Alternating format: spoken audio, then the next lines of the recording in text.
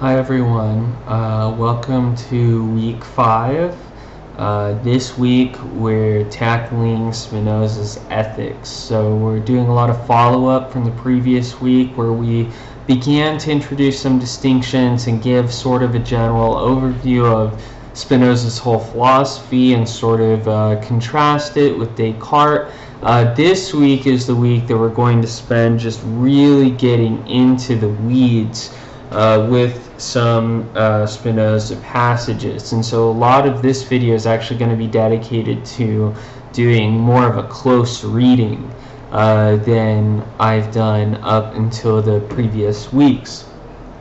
And part of the reason for this is the nature of the text that we're examining itself. So we're reading the Ethics. The Ethics is a really impressive work in philosophy. It's a very impressive work in philosophy, in part because it spans the entire human experience.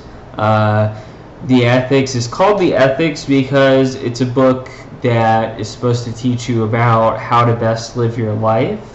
And Spinoza thinks that he can demonstrate that using completely a priori, which just means prior to all experience, so on a purely rational basis, how we should live, and that the same principles that govern metaphysics or the study of ultimate reality are the same principles that guide ethics or the study of how humans ought to behave.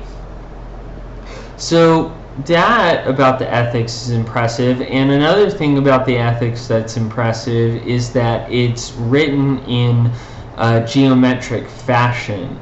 And so what that means is that really, I mean, even starting with Descartes was very enamored with the results of mathematics. I mean, he created the Cartesian coordinate plane, and mathematics is a science of clear and distinct ideas, right? And so it's the most certain kind of knowledge that we can know. And so already in Descartes there's sort of an interest in mathematics as sort of a model for philosophizing. And this is also part of the uptake of the developments of modern natural science, which is that you can use mathematics as sort of a science of nature, that mathematics is a way of understanding the universe as is revealed by physics, but it's also one that in many ways corresponds with sort of theological notions about how the universe is structured, that God would structure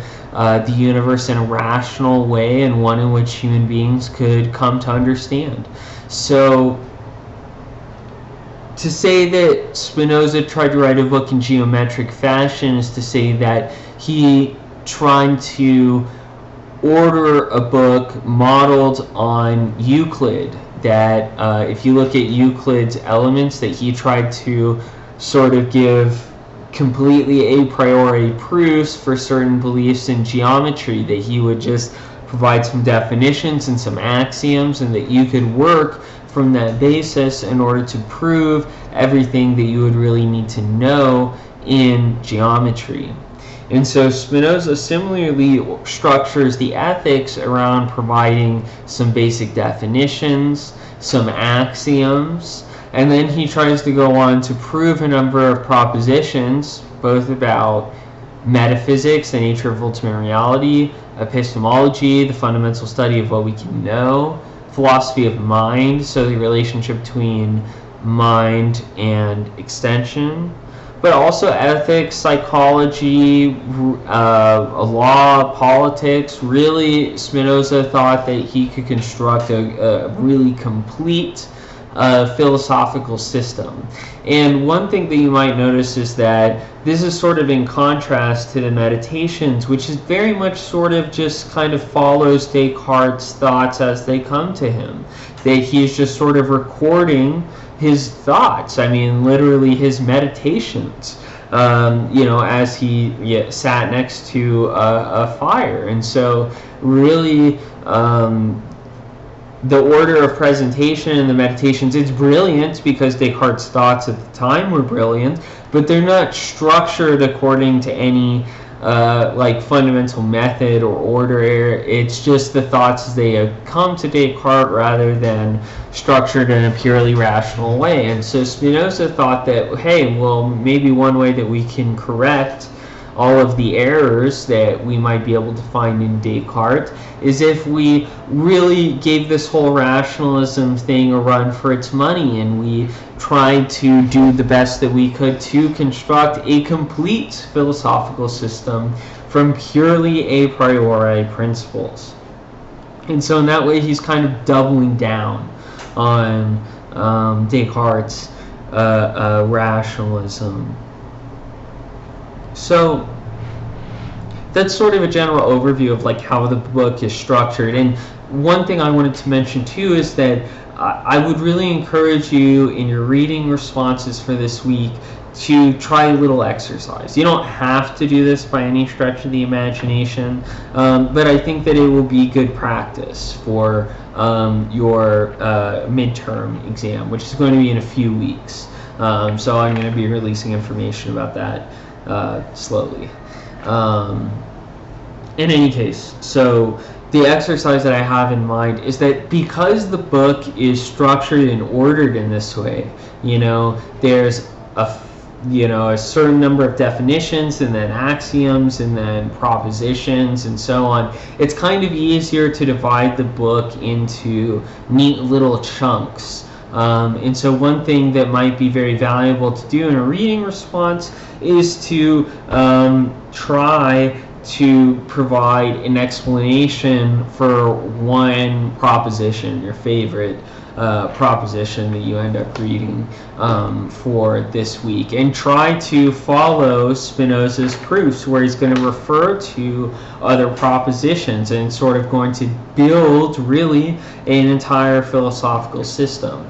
And the reason why this exercise would be really valuable is because this is going to be very similar to the sort of work that I'm going to ask you to do for the midterm exam. While in the reading responses, it's actually encouraged that you engage with the material in whatever way sort of jumps at you and grabs you and is philosophically interesting for you. In the midterm exam, and also to some degree for the final paper as well, I'm really interested in trying to make sure that you have good fundamental understanding of the nature of the philosophical arguments as they come. So if you do this little exercise that I'm recommending to you, then I will try my best to use UNM Learn in order to give you specific feedback so that you can have a sense of like, hey, this is what level work that I am doing in a more, people call it an exegetical fashion, and that just means that you're reading the text to try to understand what it says rather than like trying to do something, your own thing with it. And so yeah, I will do that extra work if you do this little exercise that I've recommended where you go over a specific proposition and try to talk about the proof structure of it in relationship to how Spinoza talks about it in the Ethics, and feel free to talk about the implications of this proposition, maybe how it's different from other people. Then I'll go through, give you extra feedback in anticipation of that midterm exam. Okay, so that's just a recommendation for you. And so what we're going to do in this week is we're really going to kind of go over the definitions, the axioms, some of the basic propositions, all in hopes that if we can kind of get the initial setup of what Spinoza is trying to do, then dealing with the intricacies of a later stage in the argument can become easier. Because if you don't understand what he's doing at the beginning of the book, then it's hard to understand anything. It's all based on really the initial starting place where Spinoza begins, and he uses that in his arguments just all the time. So it's very important that you have a good baseline understanding of them. Okay, and so we're not reading the whole book of Spinoza's Ethics. I would love to do that, but unfortunately there's just way too much in this period that we have to get through. This is actually like one of my favorite books in this whole like tradition. I think it's really, really cool. Yeah, I would have loved to be able to spend more time on it, but we just have to kind of spend our time focusing on parts 1 and part 2. And the reason why is because part 1 is about God, who Spinoza understands to be the sole substance of the world and the ultimate explanation for the essence of everything in the world. And we're going to talk about more what that means when we dive in concretely. But part 1 is about God, and it's about substance, whereas part 2 is about finite minds and our relationship with God. And so that kind of gives us the two aspects that we were talking about last week when we were concerned with Descartes' understanding of God as the true substance, the absolute substance, the substance that is not dependent on anything else, that everything else depends on it, versus finite substances, by which Descartes means bodies that are extended in space, or thinking things like you and me. So reading part 1 and just a little bit of part 2 will allow us to see Spinoza's understanding of the central topics that we're interested in for the class, as well as allow us to kind of see the difference between him and Descartes. So we can kind of see the implications behind some of the philosophical moves that he's making in the particular passages. So with that being said, let's dive right in. And just a quick note, the book that I'm going to be reading out of is different from your textbook, just slightly, so there might be slight translation differences, just because I have all of my notes, as you can see, written in this different version. So I really need my notes to understand, which, by the way, I encourage you all to try to write notes as you're reading this stuff, just because there's a lot going on and it can be very difficult to comprehend. So I need my notes, so I have to read out of this different edition, so it might be slightly different in translation. But luckily we're going to be talking about numbered propositions and numbered definitions and all that kind of stuff, so should be able to keep track of what we're talking about. Okay, so let's dive right in. So part 1, concerning God. Spinoza immediately begins with definitions, and the first definition that he begins with is his most fundamental understanding of God, which is, and here I'll quote, "By that which is self-caused, I mean that whose essence involves existence, or that whose nature can be conceived only as existing." So here we have just really compact a lot of fundamental stuff about Spinoza. The first thing that you might notice is that this one definition almost contains the ontological argument as we discussed it in Descartes, namely that Spinoza is saying that something whose essence, the fundamental nature of what it is, involves existence, is the cause of itself. So like for finite things, we can imagine that they exist or not. Like we can imagine whether or not the Olympics existed in history or not, and that both of those worlds are perfectly possible. Why? Because it's not in the essence of the Olympics to exist. It's not in the essence of anything human-made to exist, because they only exist because of us, right? Whereas God, by contrast, is the sort of being who it's incoherent, according to the rationalist figures that we've discussed, you can't even understand them if you don't understand them also as existing.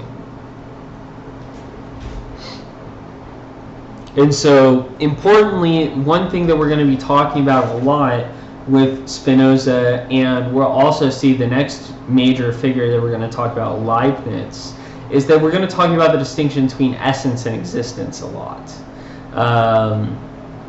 Whereas the essence refers to the nature of something, some way that it fundamentally is and can't change, right? Whereas the existence refers to the changeable qualities, the fact that it can,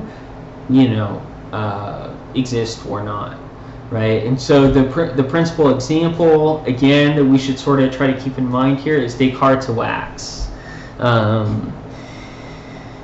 And the essence of the wax, Descartes discovered, is that it is extension, that all the qualities of the wax could change. They could go in and out of existence. It could be hot. It could take on a certain texture. It could, so on and so forth. It could change its shape. But the fact that it takes up space is something that did not change through any of those variations in its existence. So this is going to be a big deal for a lot of the Spinoza that we read, and it's going to largely cut across the distinction between the finite and the infinite. That the infinite is that, and I'm getting ahead of myself a little bit in terms of Spinoza's argument, but hopefully this helps, is that the infinite, by its very nature, is something whose essence involves existence. So for the infinite, essence and existence come together. Whereas for the finite, their essence does not involve existence. And so they can come in and out of existence. Like I can be killed by something. And that's one way that I can come out of existence. Whereas this is not something that is coherent to think about God. Is that God is so powerful. God refers to the immutable structure of the universe. And so it's not something that could ever change by something else bigger than it coming and squashing it or something like that. Okay, let's move on to the second definition. A thing is said to be finite in its own kind, where it can be limited by another thing of the same nature. And then luckily Spinoza gives us an example. For example, a body is said to be finite because we can always conceive of another body greater than it. And this is just a consequence of Spinoza and Descartes' understanding of material bodies. That if material bodies are something that are extended in space, they take up a certain amount of space, then it's always possible for something to be bigger than it. That's just the nature of extensions, that it comes at a determinate gradient, and you can always imagine a larger one. Now, importantly, in this next sentence, we're going to see an anticipation of Spinoza's philosophy of mind. So how Spinoza thinks about how the body is related to the mind, or how the mind is related to extended things. And Spinoza, importantly, rejects Descartes' interactionism. And this is one way that Spinoza is actually quite similar to Amo and Princess Elizabeth, is that he finds it completely puzzling, this notion of how one substance, that its essence is to be extended, and another substance whose essence it is to be not extended, how those two things could ever interact with each other. And so Spinoza is going to say that they don't, that things only interact with other things of their same nature, or as we're going to see, its attributes. And so what that means is just that, like, thoughts interact with other thoughts, and extended things interact with other extended things, bodies interact with other bodies, but you never see a case where a body causes a thought, or a situation where a thought causes a body to move, as in Descartes. Now, in the third definition, you get Spinoza's definition of substance. It says, by substance, I mean that which is in itself and conceived through itself. So here you can see the first definition. Something that is conceived through itself is something that is self-caused. That is, the conception of which does not require the conception of another thing from which it has to be formed. So substance is defined by the fact that it's the cause of itself, and by virtue of being the cause of itself, it is independent of other things. It's not caused by something else, it's caused by itself. And then number 4, by attribute, I mean that which the intellect perceives of substance as constituting its essence. So here is where Descartes' distinction between extended stuff and mental stuff enters into Spinoza through the notion of attributes. So rather than say that there are a number of finite substances and there are 2 kinds of finite substances, namely bodies and minds, Spinoza instead is going to say that there is one substance that reveals itself to us in 2 attributes, and that is, like Descartes, thought and extension. And so they're 2 slightly different pictures. In one, we have a whole bunch of substances, that's Descartes, whereas in Spinoza, we have only one substance. And we retain the idea that there are fundamentally different essences, like the essence of a body is different than the essence of a mind. They interact differently, you know. He keeps that through the idea of attributes, but holds on to the idea of there being only one substance. So there's one substance, it has 2 attributes that we know about, thought and extension, and then there are an infinite number of modifications of that substance. And this is what, for Descartes, were finite substances. So chairs and tables and people and thoughts and all that kind of stuff, all of those are modifications of God. They're not independent substances because they're not the cause of themselves. They can't persist on their own, but they are relative. They are ways in which God is understood. One way of thinking about them is like almost like they're parts of God, but that's hard because God is not divisible into parts. And so rather than saying that it's like one part of God that you could like kind of remove at will, it's one way that God reveals themselves. It's one particular aspect or property maybe of God, that God appears like as a table in these circumstances. That God is like the order of the universe, right? And so one way the order of the universe appears is as tables and chairs and so on. And so those are modifications or modes of God. And that's actually the 5th definition. By mode, I mean the affections of substance. And that seems like a hard definition, but luckily he helps us out a little bit. He says that is that which is in something else and conceived through something else. So the modes are something that are dependent in various ways. That we conceive of them by virtue of other things. So just as a more concrete example, I understand myself and my life history in part through knowing other modifications that are a cause of my existence. So like my parents, right? My upbringing.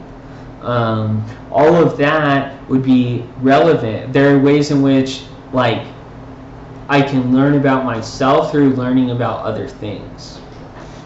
And so modes you learn about through their causes, right?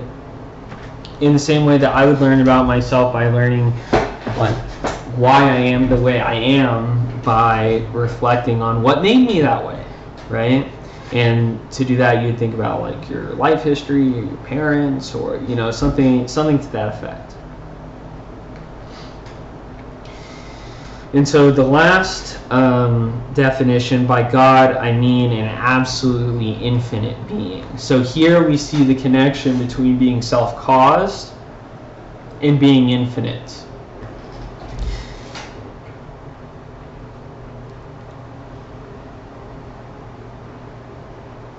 And so these are, I think, some of the most important definitions for starting out in Spinoza. Really what you need are the building blocks. These are the most important ones. Substance, only one substance. Attribute, two attributes that we know about. They're actually an infinite number of attributes because God is infinite. But we're finite, so we only understand two of them, which is extension and mind.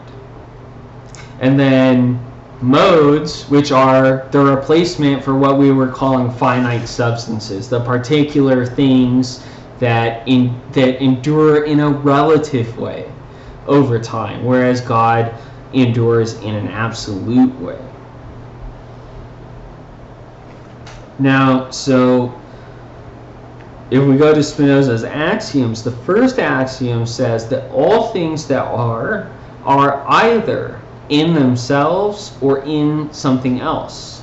And so what he's saying here is that all things that are either infinite, they are the cause of themselves, or they are finite. They're not the cause of themselves, and another finite thing was the cause of them.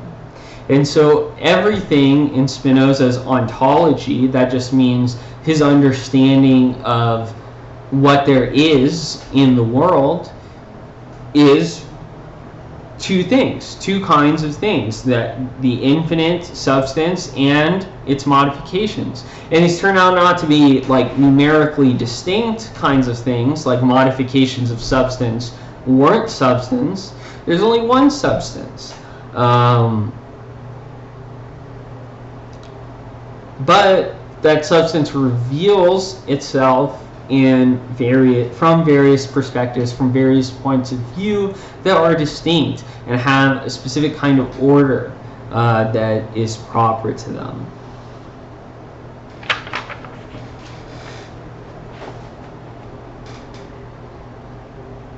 Now, another important one is the fourth axiom, which is that the knowledge of an effect depends on and involves the knowledge of its cause. And the basic idea is that if you want to learn about the nature of the world, what you should be searching for are the causes of things. If you know that fire causes smoke, then you can reliably infer that when you see smoke, that there is a fire. And that for Spinoza, really a lot of his philosophy comes from trying to make reason follow the proper order of things, which means to start with the most fundamental, the most ultimate, and then try to show how particular finite modifications, particular events, flow from the fundamental nature of reality.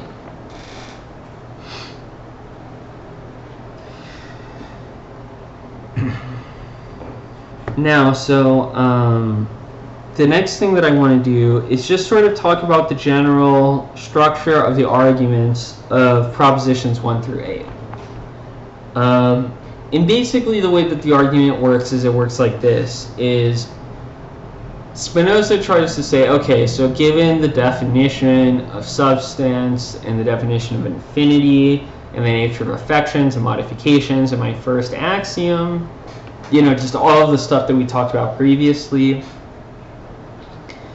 we can see that there actually can't be two or more substances, because if there were, then each substance would not truly be infinite or self-caused.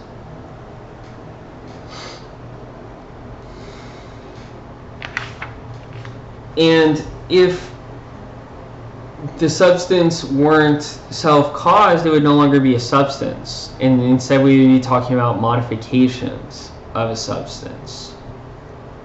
And so really, Spinoza tries to set up the idea that there might be two or more substances purely for the purposes of demonstrating that this is incoherent.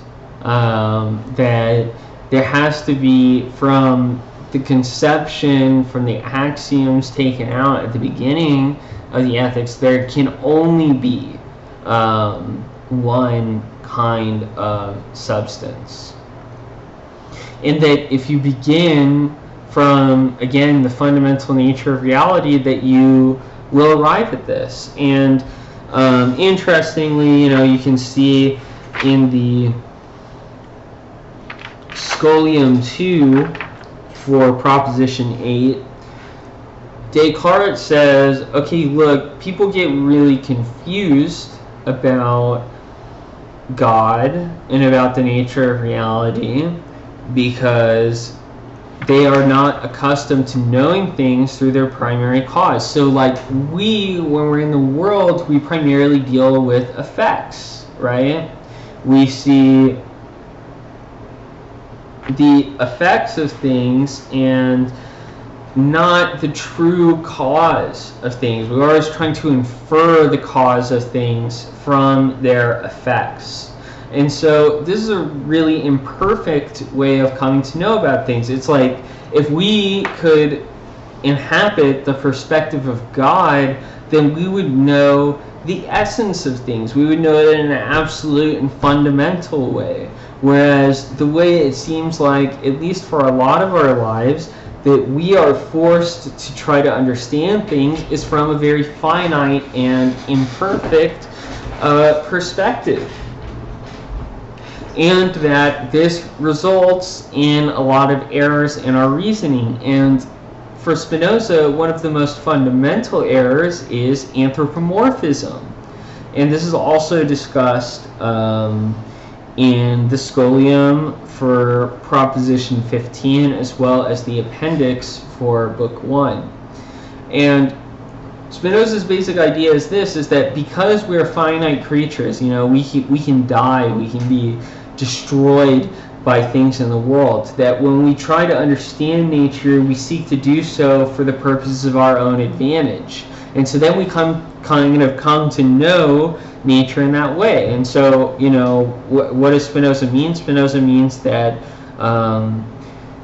when we see that, apple trees regularly give us food, then we're prone to thinking the universe is set up in such a way that I'm supposed to inhabit this, and this tree is here for me, and that's God's will, that's what God wants, and God wants things to work out for me, and that's why they did.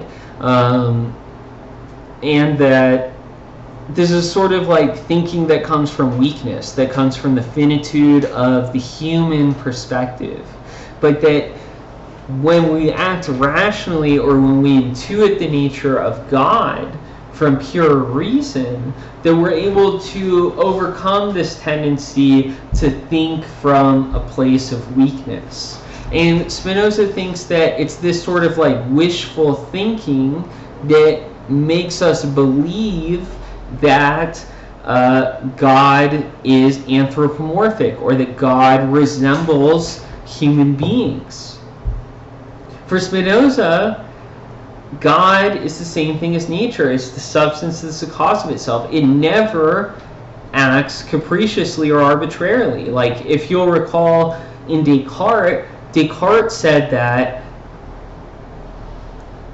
God wills that the universe continues to exist, and that he could do otherwise, and that God plays a role in determining the laws of mathematics and stuff like that. And this is an act of God's will, that it's a choice that God makes, that God is like us and God can decide on things. And one thing that he decided on was the nature and structure of mathematics.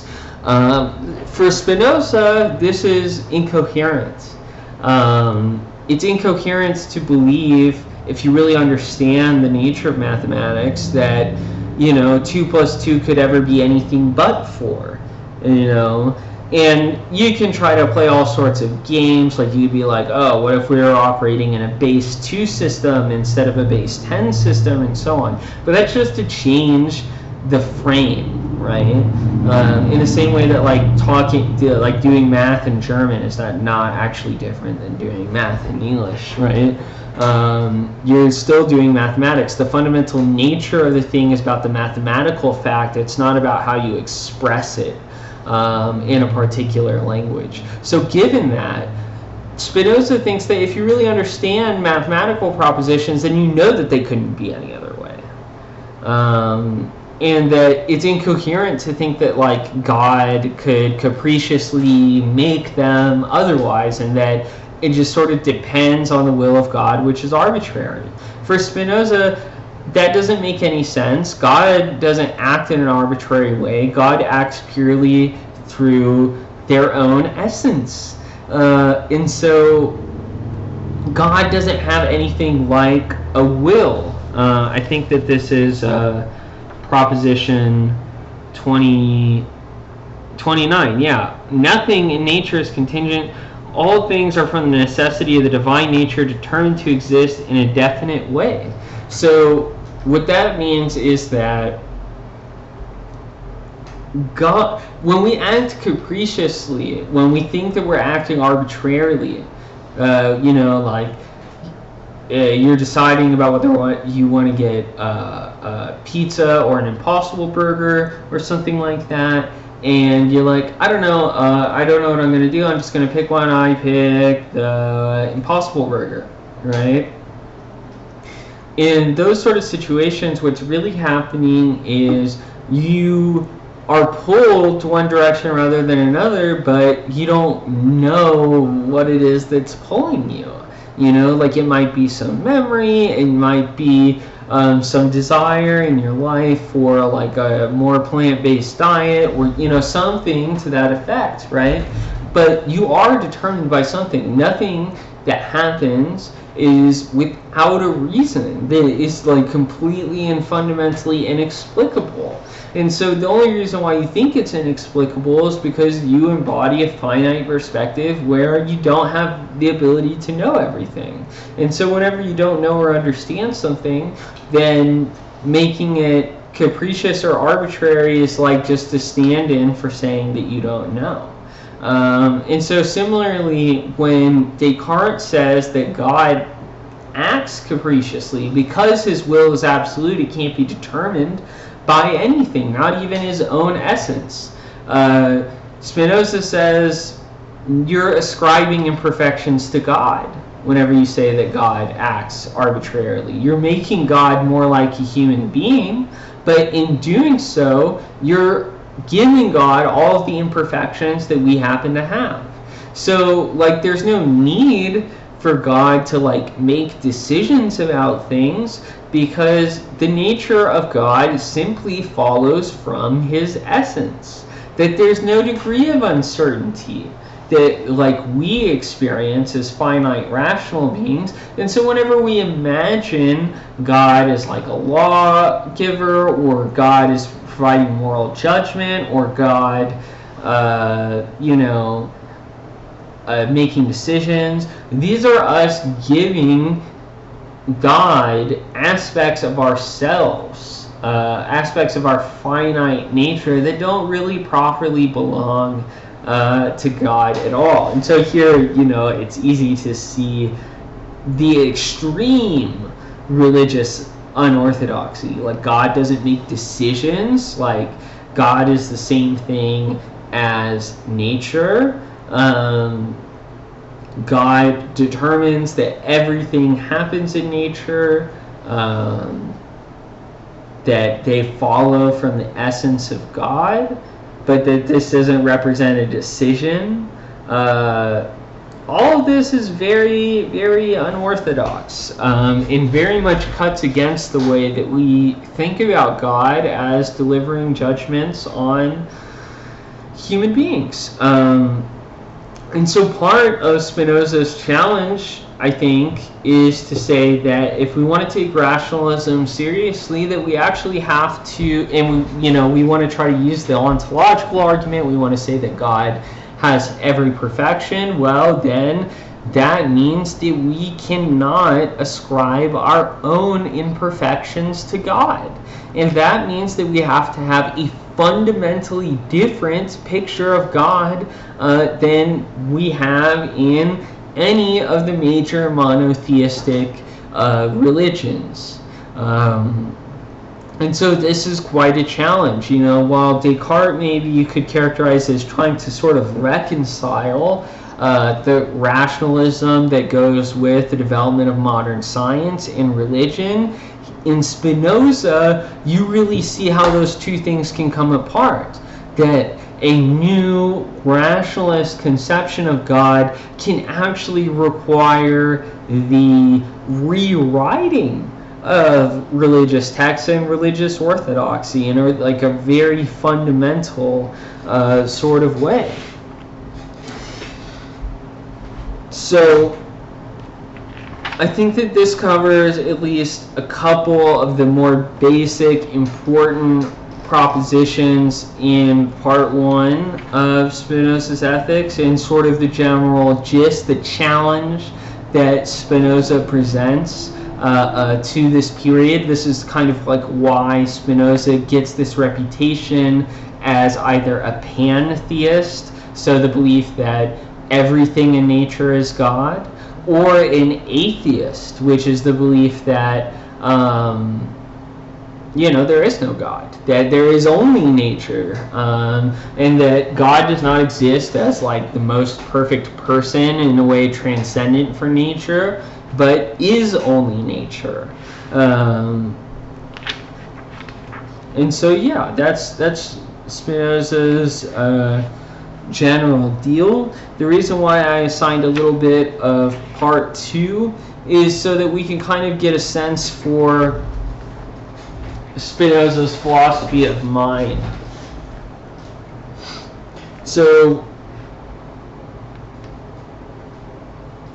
one thing that I think is important to highlight is just the last proposition that you read, Proposition 7, which says that the order and connection of ideas is the same as the order and connection of things. And this is Descartes' response to the mind-body problem. The mind-body problem in Descartes is, if the mind and the body are fundamentally different in their essence, then how is it possible that the mind can cause the body to do anything? And it seems like we need that. We need a picture where the mind causes the body to do things, because that's our understanding of free will.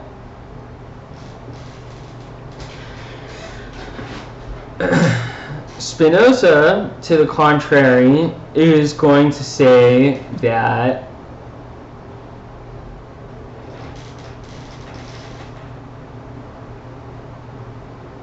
to look at something as a body and to look at something as a mind is just adopting two different points of view on the same thing. And that kind of sounds similar to Descartes, but where it differs from Descartes is in saying that there is no jump ever from body to mind, that they are fundamentally different in essence, and that is what prevents them from ever interacting. But then you might say, okay, well, then doesn't that just make it an enormous coincidence that I just happen to think I'm going to move my arm, and then my arm moves? Like, I'm at the very least heavily inclined to believe that I am the cause of that motion, right? Like, in non-philosopher land, I think I'm the cause of my own actions, you know? And that my mind makes my body do stuff. And so Spinoza's attempted explanation for this is to say, okay, well, the reason why, you know, you think something and then your body moves is that these both are just reflections of the same thing, which is God. That God is the substance of the world, and that when we conceive of God through different attributes, we're just understanding the nature of God in different ways, but that they reflect a unitary structure that we only see as distinct because of our limitation as a finite thing. And that if we could embody a perspective like God, that we would see that all of these all flow from the nature of God. So that's Spinoza's purported explanation. Here's the big problem, or at least might be a big problem depending on your orientation, which is just that means that free will, at least in the way that we ordinarily conceive of it, is an illusion. All things that occur in nature flow from ultimately the nature of God. That means that all of my thoughts, all of the movements of my body, all of that ultimately stems from the essence of God.